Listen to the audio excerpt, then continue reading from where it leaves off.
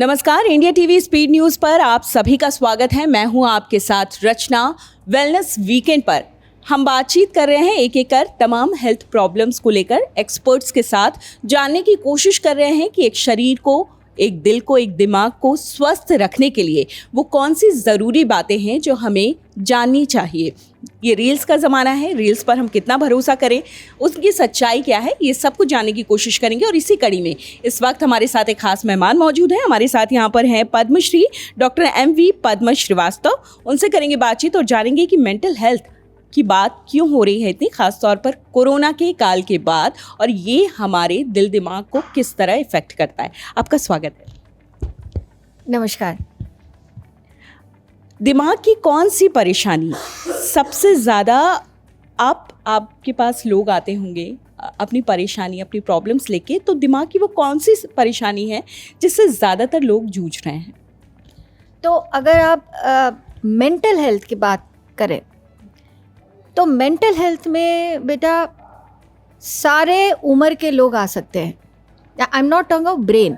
एक है हमारा मस्तिष्क, एक है हमारा दिमाग। दो डिफरेंट चीज़ें हैं। सो मस्तिष्क या ब्रेन की जो नर्वस सिस्टम की इश्यूज है वो अलग है। वो वर्टिकल है, जो स्ट्रोक्स है, हेडेक्स है, जो है वो सब है। No mental health is something जो हमारे बिहेवियर, हमारे पर्सनालिटी चेंज, जैसे अगर आप आम तौर पे अगर आप देखें, एंग्जाइटी, जो पैनिक अटैक्स है, डिप्रेशन है, एंड जो लोग आते हैं कि स्पेशली कोविड के बाद कि हमारा ब्रेन फॉग हो गया, कन्फ्यूजन होता है, कुछ चीज़ें हमें भूल जाते हैं। तो पहले जैसे हम इतनी अच्छी तरह मल्टीटास्किंग करते थे, अब वो कन्फ्यूजन हो रहा है। हम ऐसे पहले जैसे हमारा उत्सुकता नहीं है, एंड उतनी तरह के बैलेंस नहीं है। We are unable to performance की problems, and very important sleep, नींद की प्रॉब्लम्स।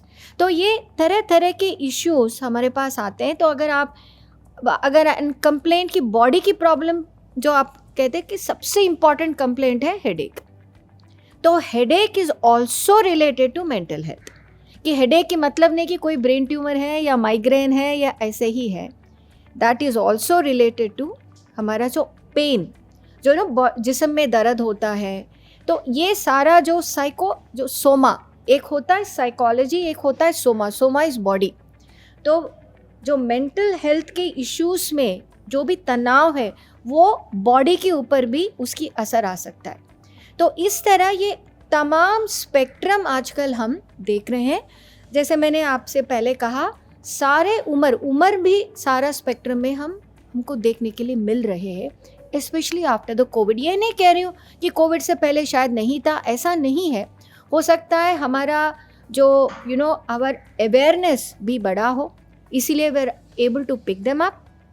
एंड अगर कोविड की ज़माना आप देखें बेटा, एक तो कोविड है इन्फेक्शन जो हुआ, और वो वायरस के वजह से जो भी प्रॉब्लम्स हुई हैं उसके ऊपर बहुत कुछ रिसर्च अभी भी जारी है। दूसरा है कि वो तमाम जो प्रॉब्लम्स हम सब लोग गुजरे, कि जैसे भी कि सारा जो दुनिया में लॉकडाउन हो गया, हमारे दिनचर्या में इतनी असर आ गई है। तो उसके ऊपर जैसे किसी का जॉब नहीं हुआ, या कि जैसे जो हमारा इमोशनल प्रॉब्लम्स, अपहीवल्स इतने सारे आ गया, तो उसकी तो कुछ तो प्रभाव तो होता ही है ना। तो ये तमाम के कारणों के वजह से और उसकी इन्फेक्शन के वजह से भी हो सकता है। और दूसरी चीज़, ज़माना भी तो बदल रहा है, और हम देख रहे हैं कि छोटे उम्र से ही आपकी टारगेट्स है, आपकी डेडलाइंस है, और एक्सपेक्टेशंस बहुत है। तो उसको आपको अचीव करने के लिए आप जो चीज़ जो त्याग करते हो वो नींद है। तो you burn your midnight oil, they say ना, कि सोते नहीं हैं, टेंशन से ये करना है, तो ठीक से खाना नहीं खाते, न्यूट्रिशन की प्रॉब्लम आ गया।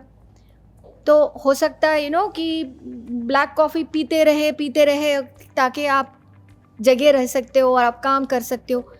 कभी ना कभी ये कहीं ना कहीं तो तनाव होता ही है, उसकी इफ़ेक्ट तो आती है। दिमाग के ऊपर और आपके जिस्म के ऊपर भी।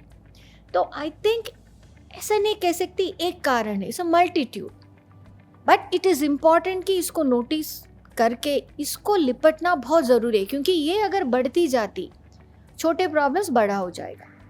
तो माइनर मेंटल हेल्थ इश्यूज जैसे कोई एंजाइटी, पैनिक अटैक्स, इंसोम्निया, नींद नहीं आना, बहुत फटीग है, थकावट है, डिप्रेशन में जा रहे हैं, ये चीज़ें हो सकता है कि कुछ अर्ली स्टेजेस हो उसको कर सकते हैं। अगर वो इग्नोर कर दिया तो वो बढ़ भी सकता है। दूसरी चीज़, प्राइमरी साइकेट्री प्रॉब्लम्स भी हम देख रहे हैं, जैसे डिप्रेशन है, बहुत बड़ा डिप्रेशन हो गया, जैसे सुसाइड हम देख रहे हैं, सुसाइडल अटेम्प्ट्स होते हैं। दूसरा जो है ना, एग्रेसिव बिहेवियर है। तो ये कुछ प्राइमरी साइकेट्रिक प्रॉब्लम्स भी बड़े वाला जो मेजर कुछ कहते हैं, माइनर होती है, पर्सनालिटी डिसऑर्डर्स होते हैं, उसको पहले ही आइडेंटिफाई करके उसको मैनेज करना बहुत ज़रूरी है, क्योंकि नहीं तो वो ज़िंदगी के ऊपर वो असर करेगा, नॉट जस्ट फॉर हिम पर अपनी रिलेशंस में, आपकी सोसाइटल की उसमें कैसे जो इंटीग्रेट नहीं कर पाते वो लोग, तो उसके लिए भी।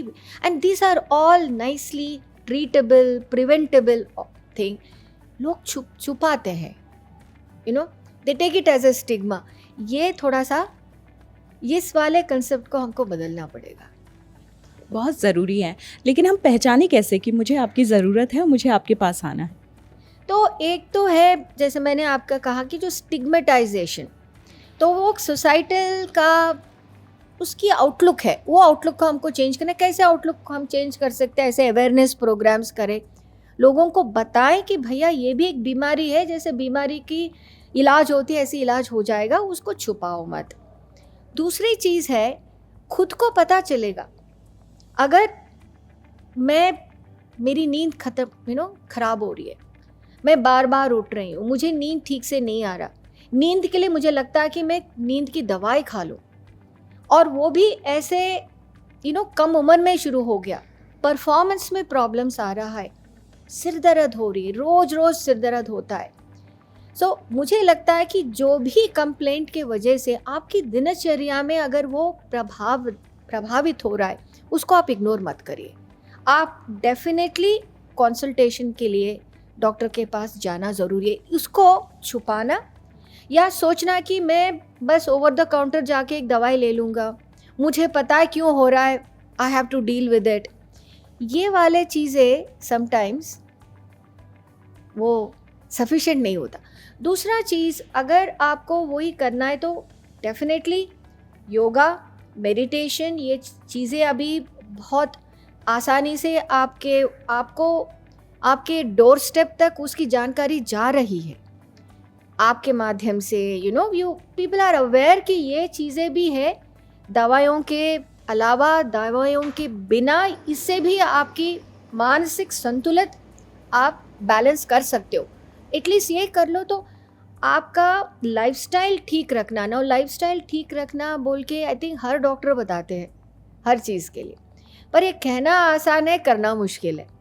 बिकॉज ज़िंदगी की रफ्तार में अगर आप कोई देखेगा, आपका कोई टाइम होती है नहीं ना, जर्नलिस्ट के पास तो टाइम होता ही नहीं है। सो कई सारे ऐसे हमारे ऊपर, हमारे ज़िंदगी में कुछ ऐसी स्थिति आ जाती है जिसमें वी बिकम लाचार हो जाते हैं, हमको करना ही पड़ता है।